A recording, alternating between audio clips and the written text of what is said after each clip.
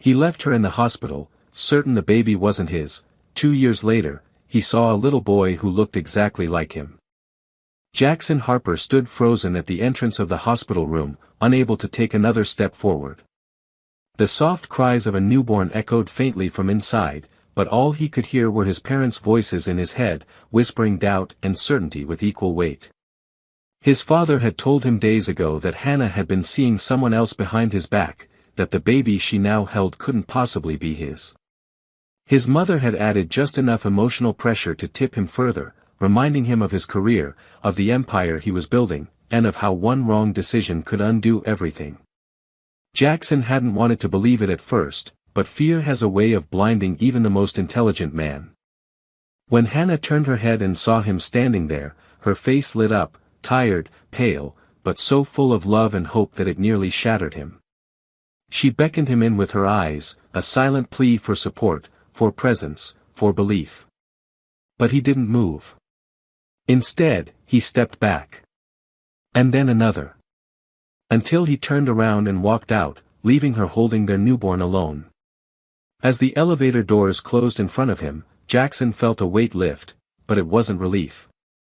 It was numbness. The kind that creeps in when you've just made a decision you know you'll never be able to take back. Hannah didn't cry when he left. She didn't scream or chase after him. She just looked down at the baby boy in her arms, whose tiny features already showed hints of the man she loved, and now hated. Her heart didn't just break, it unraveled slowly, like a thread pulled loose until all that remained was exhaustion and disbelief.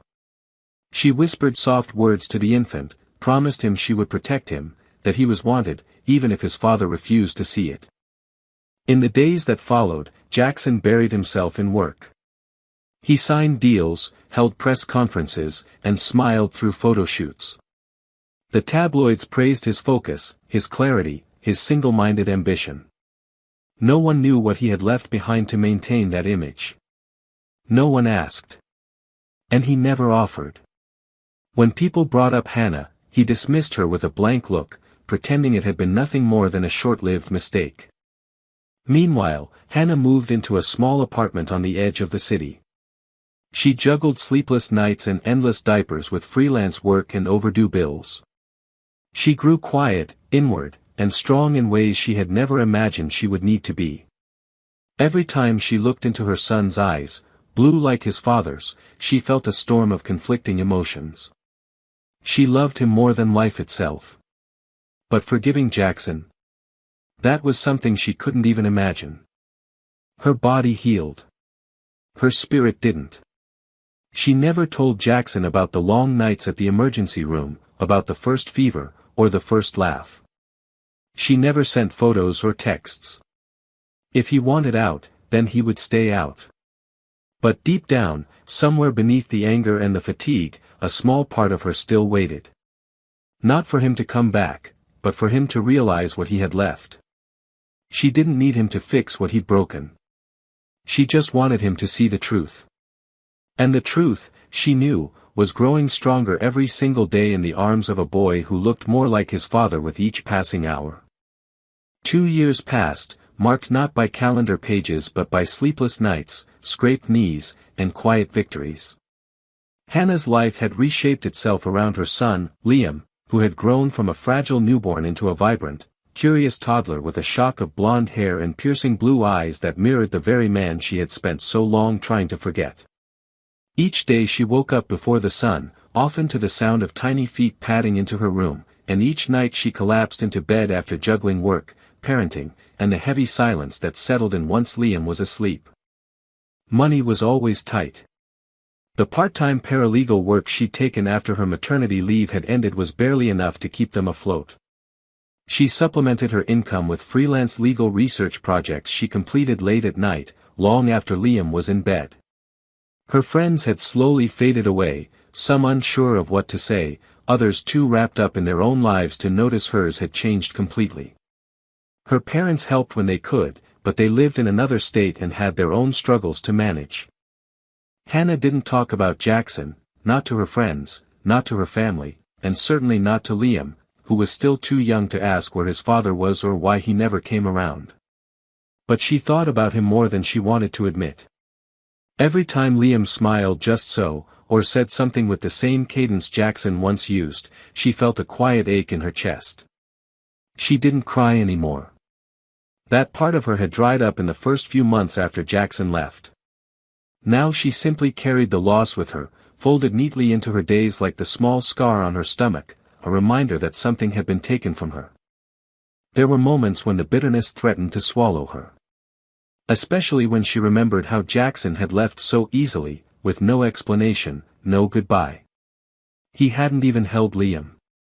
He had made his decision based on lies told by people who were supposed to protect him.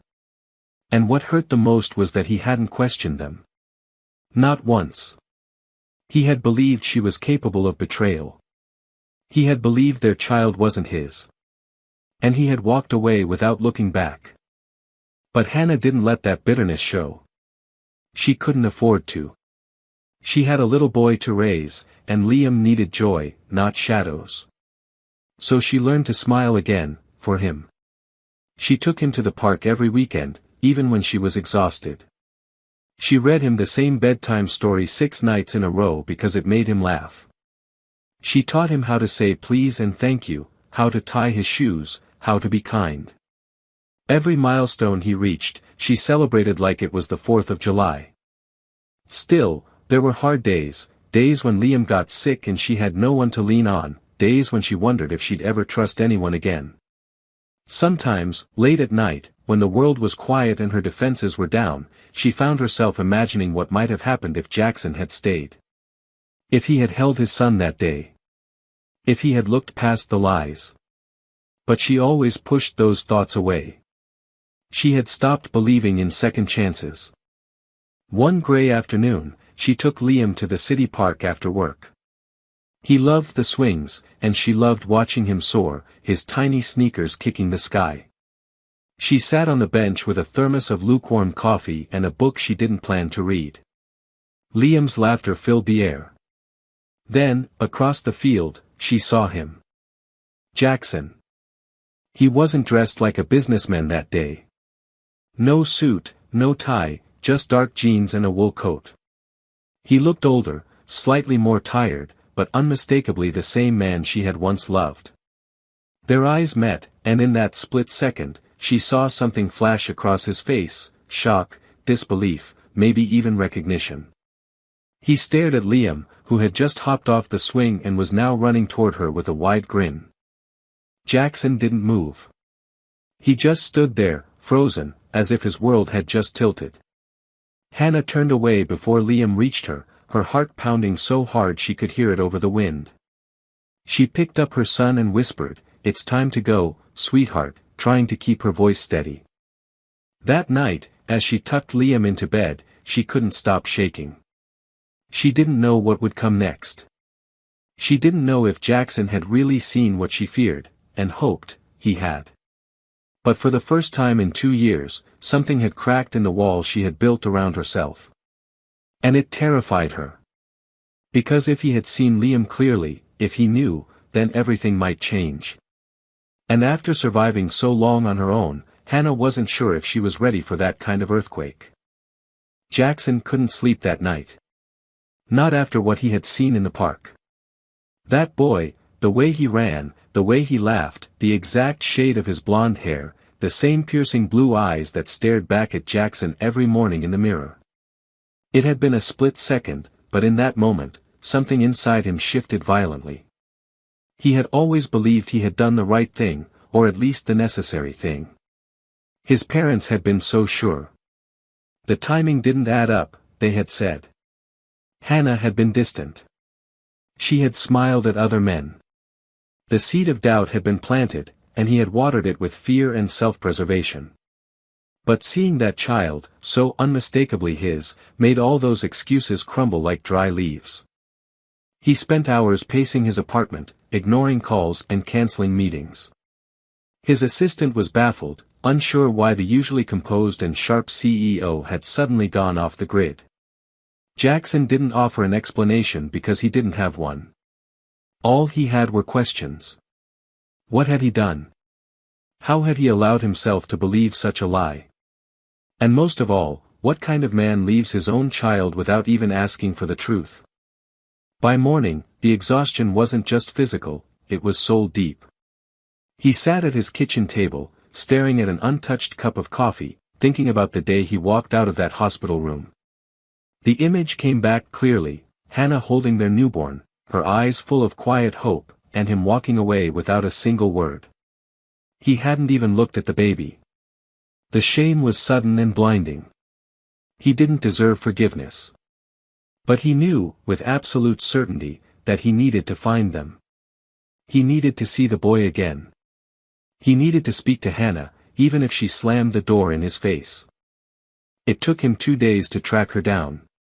She had moved, changed jobs, cut off most mutual contacts. But Jackson had resources, and with each new piece of information, his guilt only deepened. She had lived alone, raised their son with no help, not even child support, because she had never asked. She hadn't tried to punish him, hadn't exposed him in the media, hadn't demanded a thing.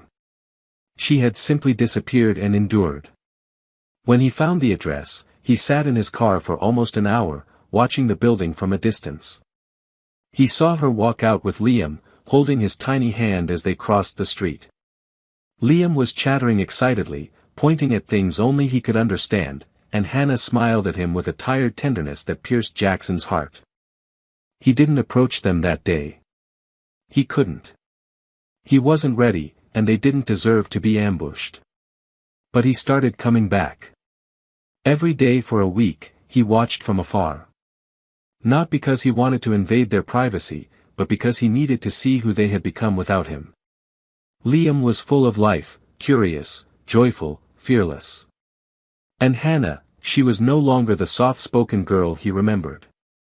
She was fierce now, focused, and radiant in a way that came not from ease but from survival. Jackson began to realize that by leaving her, he hadn't just missed out on his son's life, he had missed the chance to grow beside a woman who had become something extraordinary. The following week, he finally gathered the courage to speak to her. He waited outside Liam's daycare, timing it carefully. When Hannah emerged with Liam bouncing alongside her, he stepped out of the car slowly and approached. Her eyes locked onto his instantly, and her entire body stiffened. She pulled Liam gently behind her, protectively, like a reflex, and Jackson stopped several feet away, not wanting to cause more damage than he already had. "Hannah," he said, his voice dry from nerves. "Please don't walk away. I need to talk." She looked at him, eyes hard but unreadable. "There's nothing to talk about." "There is," he said quietly. "I saw him. I know. And I didn't know." She exhaled sharply, glancing down at Liam, who was tugging at her coat, unaware of the tension. "That's the problem, Jackson. You didn't want to know." He swallowed, unable to deny it. "I was wrong. They lied to me. My parents." "I don't care what they told you," she interrupted, her voice calm but shaking. "You left. You didn't ask. You didn't even hold him." The silence that followed was heavy. Jackson nodded slowly. "I know. I've lived with that every day since I saw him. I don't expect you to forgive me. But I had to come. I had to say it to your face. I'm sorry, Hannah. I was weak. I was scared. And I believed the wrong people. But he looks just like me. I saw it. I know he's mine." She looked away, eyes glassy, and knelt beside Liam, brushing a leaf from his coat. When she stood again, she didn't say anything for a long time. Then finally, "I don't know what you want from us. But if you're going to be here, really here, you don't get to disappear again." "I won't," he said quickly, too quickly. "You don't get to say that yet," she replied. "We'll see." And with that, she took Liam's hand and walked away, leaving Jackson standing in the chill of the evening, shaken but somehow lighter than he had felt in years. It wasn't hope yet. But it wasn't the end either. The days following their first conversation were fragile, suspended somewhere between uncertainty and quiet possibility. Jackson didn't press. He didn't call or show up unannounced. Instead, he waited, unsure whether he was respecting her space or simply too afraid to risk rejection again. He went back to his routines, but nothing felt the same. The boardroom lost its thrill. The applause at shareholder meetings sounded hollow. Numbers on screens meant little when he couldn't stop thinking about a boy with his smile and a woman who had once trusted him enough to carry their child alone. Hannah, meanwhile, couldn't stop replaying their encounter. She was angry, furious, even, but underneath the anger, there was a strange trembling, not of fear, but of something she didn't want to name yet. Jackson had looked lost, not rehearsed or manipulative. And most disorienting of all, Liam had liked him. He hadn't cried or hidden behind her. He had watched Jackson with open, innocent curiosity, and it haunted her. She wasn't ready to forgive him. She wasn't sure she ever would be. But she also couldn't deny the ache of watching her son unknowingly meet his father for the first time and not recognizing what he'd missed. The following weekend, Hannah sent a short message. It wasn't sentimental. It was careful and clear. If you still want to see him, come to the park at 11 on Saturday. Just you. Jackson stared at the screen for a long time before responding with a simple, "I'll be there." That Saturday, he arrived early. He wore jeans and a gray sweater, trying not to look like a corporate machine. He hadn't known what to bring, so he carried a small toy car Liam might like and a book tucked under his arm, something his mother used to read to him when he was small. When Hannah arrived with Liam bundled in a bright yellow jacket, the boy immediately ran toward the playground. Jackson didn't move, unsure if he was supposed to follow. Hannah stood beside him, arms crossed, not looking at him directly. "Thank you for coming," he said carefully. She nodded, eyes still tracking Liam. "I don't know what this is yet. I just thought, he should have the option to know you. That's it." "I don't want to confuse him," Jackson said. "I just want to be around. Even if it's just as a friend right now." "He doesn't need a friend. He needs a father. Someone who shows up and stays." "I want to be that." "I do." "Then don't say it," she replied. "Show it." Liam ran up just then, sand on his hands and a wide grin on his face. He looked at Jackson and pointed at the swings.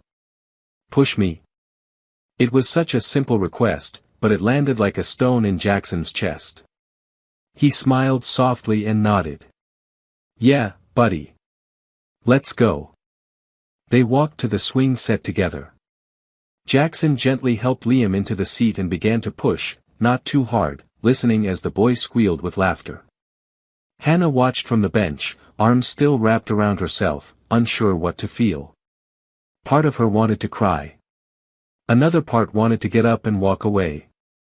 But mostly, she just sat still, because for the first time since Liam was born, she wasn't doing this alone. Over the next few weeks, these visits became a pattern. Jackson came to the park every Saturday. He brought small things, snacks, toys, books, but more importantly, he brought time. He learned how to talk to Liam, how to match his rhythm, how to answer his endless questions. He never rushed. He never made promises he couldn't keep. And slowly, Hannah began to let her guard down, inch by inch. One afternoon, when Liam had fallen asleep in her lap under the sun, she looked at Jackson and asked, "Why didn't you question it? Why was it so easy to believe them?" He didn't dodge it. "Because I was scared. I was selfish. And I didn't want to lose everything I thought I'd worked for. But I lost more than I ever imagined. I see that now." Hannah stared down at her son's face. "He's amazing, you know. You missed so much." "I know," he said quietly. "But if there's still time to learn who he is, even a little, I'll take it." She didn't answer. She just kept holding her son, but for the first time in years, she didn't feel like she had to protect him alone. And that, even if she wouldn't say it yet, mattered more than anything. The 5th month of their new rhythm brought a fragile calm, like the first few clear days after a storm. Jackson was no longer a stranger in Liam's life. He still wasn't called Dad, and he never asked to be. But when Liam fell and scraped his knee one afternoon and instinctively reached for Jackson before anyone else, Hannah felt something shift. She had been sitting just a few steps away, fully present, and yet her son had chosen the man who once left before he ever held him. That moment stirred something in her that she didn't want to examine too closely, because if she did, she'd have to acknowledge that Jackson was becoming a real part of their world. And it scared her. Not because she didn't want it, but because she did. And wanting meant risking everything all over again. Jackson felt the change too. He began to anticipate Liam's needs, noticing small things, when he got overwhelmed by noise, when he needed time to wake up before being spoken to, which stories made him giggle. He asked Hannah questions, not just to be involved, but to understand. He didn't try to overstep. He didn't challenge her authority. If anything, he respected it so deeply that sometimes it caught her off guard. And every time she expected him to falter or disappear, he didn't. One day, after a long afternoon at the Children's Museum, Liam fell asleep in the back seat of Jackson's car. They had all gone together. Hannah had insisted on driving separately at first, but Jackson had offered to pick them up so Liam wouldn't have to be shuffled between vehicles. She had reluctantly agreed. After parking outside her apartment, they sat in silence for a while, neither wanting to wake the boy. "Do you ever think," Jackson said softly, not looking at her, "about how different everything could have been if I'd just stayed that night?" Hannah didn't answer right away. She traced a circle on the condensation forming on the window. "Sometimes. But mostly I try not to. What good would it do?" "I think about it all the time," he admitted. "About how I let fear make a decision that cost me everything."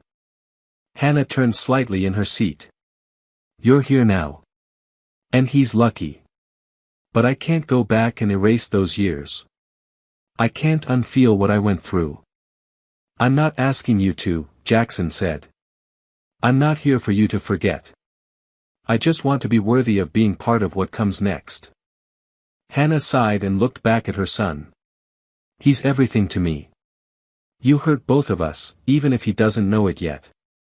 "I know," Jackson said. "I live with it every day.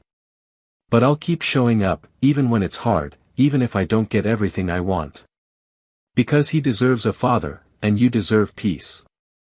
That night, after she carried Liam inside and tucked him into bed, Hannah sat on the couch and let herself cry for the first time in months. Not because she was broken, but because part of her, just a sliver, was beginning to hope again. And that kind of hope is the most terrifying kind of all. As the weeks passed, Jackson began helping in more practical ways.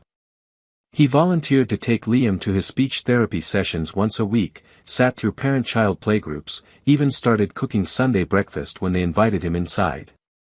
It began with small things, Hannah asking him to grab milk from the store while she changed Liam, or passing him the baby wipes without a word. But over time, those small things grew into habits, and the space he occupied in their lives slowly became less temporary. Liam noticed too. He didn't call Jackson by name anymore, he called him Jay, a nickname born from toddler mispronunciation and carried with affection. Jackson didn't correct it. He wore it like a badge.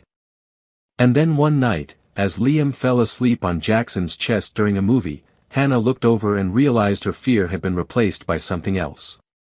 She couldn't name it yet. But she no longer braced for him to disappear. She no longer wondered if he was playing a role. He wasn't perfect, but he was real. And real was more than she had thought she'd ever get. It still wasn't forgiveness. It wasn't love. But it was something close. It was the beginning of a life neither of them had planned for, but one both of them were now brave enough to reach for. Autumn settled gently over the city, wrapping the streets in warm gold and rust-colored leaves.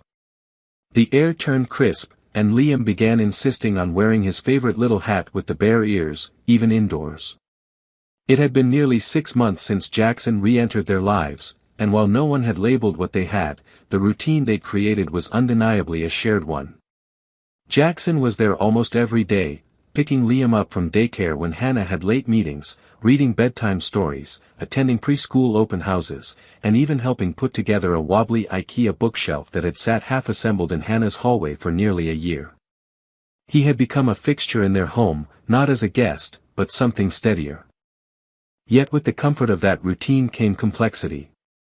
Hannah found herself questioning her own boundaries. Jackson wasn't the same man who had left her in a hospital bed. He was softer now, more thoughtful. He asked before doing anything, and he listened when she spoke.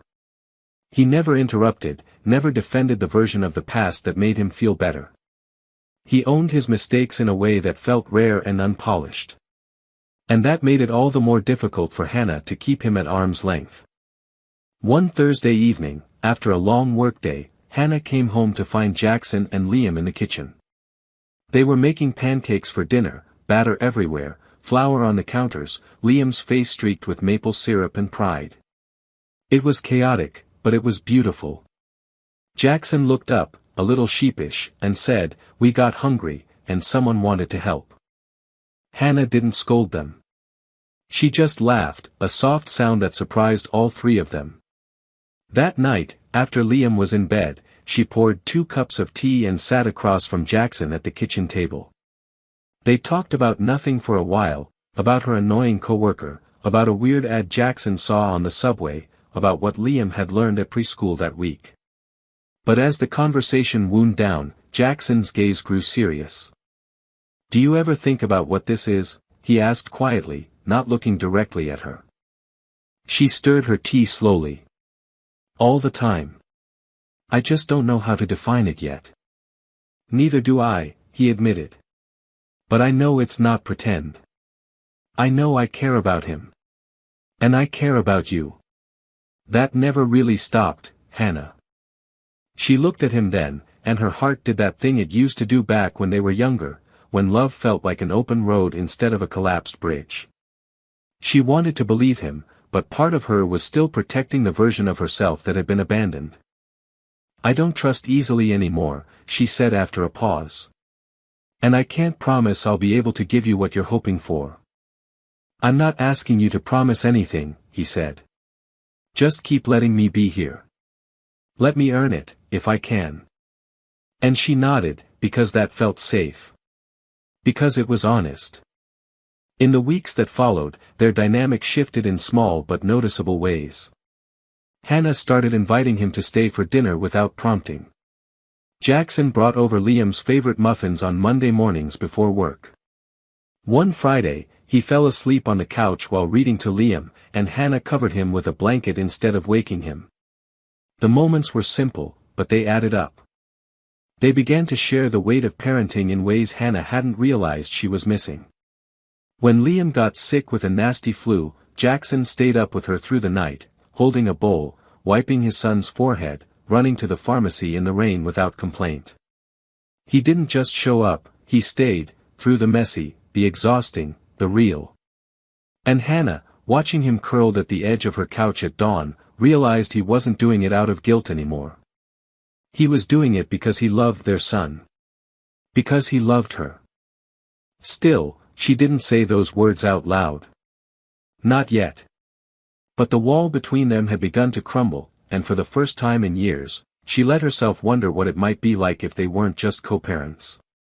If they were something more. She wasn't ready to name it.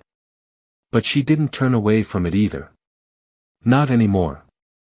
By the time winter arrived, snow blanketing the city in soft silence, their lives had settled into a quiet rhythm that felt almost like family. Jackson had grown into his role with a naturalness that surprised even him. Liam began to expect him, not with hesitation but with delight, small arms reaching up for hugs, proud declarations like "Jay's picking me up today," echoing through preschool hallways. He still didn't call him Dad, and Jackson never asked him to. The name didn't matter. The connection did. For Hannah, the slow transformation was harder to process. She was used to doing things alone. She had survived the sleepless nights, the terrifying illnesses, the empty holidays, all without anyone to lean on. And now here he was, no longer a shadow from her past, but a real man who showed up in ways that were no longer performative. He was part of the routine. And part of her. One evening, just before Christmas, they attended Liam's preschool holiday concert. It was the kind of chaotic event only parents and small children could love: paper snowflakes taped to walls, glitter everywhere, teachers trying to keep 3-year-olds in line while they sang off-key carols. Liam stood proudly in the front row, his reindeer antlers slightly crooked, and Jackson sat beside Hannah, filming the whole thing with a shaky hand and misty eyes. Hannah glanced over at him once, catching the rawness in his expression. That, more than any apology he had ever spoken, told her just how much he'd changed. After the concert, they bundled Liam up and walked to a nearby diner for hot chocolate. Liam chattered about his songs, his classmates, how he was the loudest reindeer, and how Jay had to see him sing again at home. Hannah smiled through it all, sipping her cocoa, occasionally brushing snow from Liam's eyelashes. It was simple. It was ordinary. And that scared her more than anything. Because simplicity was the one thing she'd never had with Jackson before. Later that night, when Liam was asleep in the car seat, Jackson didn't start the engine right away. They sat in silence, the windows fogged slightly from their breath. "I never thought I'd get to have this," he said, not looking at her. "This?" Hannah asked, her voice quiet. He nodded. "Not just being a dad. Being with you too. You've let me in, even when I didn't deserve it." "You didn't," she said honestly. "But you stayed long enough to earn your way back." He reached into his coat pocket and pulled out a small, wrapped package. "I was going to wait until Christmas, but I think maybe it's time." Hannah looked at it warily. "What is it?" "It's not what you think. It's not a ring or some dramatic gesture. I know we're not there yet. But I wanted to give you this." She unwrapped the package carefully, revealing a simple photo frame. Inside was a candid shot of Liam on Jackson's shoulders from the park, laughing so hard his face was flushed. On the bottom, engraved into the silver, were the words, "The moment I knew I'd never leave again." Hannah stared at the photo for a long time, her throat tight. "You've changed," she whispered. "I had to," he said. "But more than that, I wanted to." They didn't kiss that night. There were no grand declarations. Just a long, quiet drive back to her apartment. When they got there, Jackson carried Liam upstairs, tucked him into bed without waking him, and turned to go. But at the door, Hannah stopped him. "Do you want to stay for dinner tomorrow?" she asked. "It's just spaghetti, but it's something." Jackson smiled, his heart swelling in a way he hadn't felt in years. "I'd like that." And so it continued, slowly, with no rush, no pressure, no guarantees. Just two people finding their way back to something that had been broken, something that still bore scars, but was healing in a way that neither of them had dared to hope for. For the first time, Hannah stopped bracing for the worst. She allowed herself to believe in what was growing between them. And Jackson, humbled by everything he had once taken for granted, finally understood the depth of what it meant to be part of a family. Not just to love, but to stay. Spring arrived in subtle shifts. The snow melted into soft puddles along the sidewalks, Liam's winter boots were replaced with sneakers, and Hannah found herself opening windows again just to let in the fresh air. It had been almost a full year since Jackson had reappeared in their lives, and the change in all three of them was undeniable. Liam was thriving, confident, happy, and bright. He knew both of his parents now, not just one, and he never questioned that they were both his. He didn't understand the past, and Hannah hoped he never would, not the loneliness, not the betrayal, not the cold silence that once sat between them. All he knew now was warmth. For Hannah, there were still moments of hesitation. Her wounds hadn't disappeared, they had just scarred over in quiet, invisible ways. But Jackson had continued to earn back every ounce of trust. He never missed a school event, never forgot a pickup time, never crossed the invisible boundaries she had drawn in the beginning. Over time, she stopped noticing those boundaries because he stopped needing reminders. He understood her rhythm, her silence, her glances, the weight behind a single look.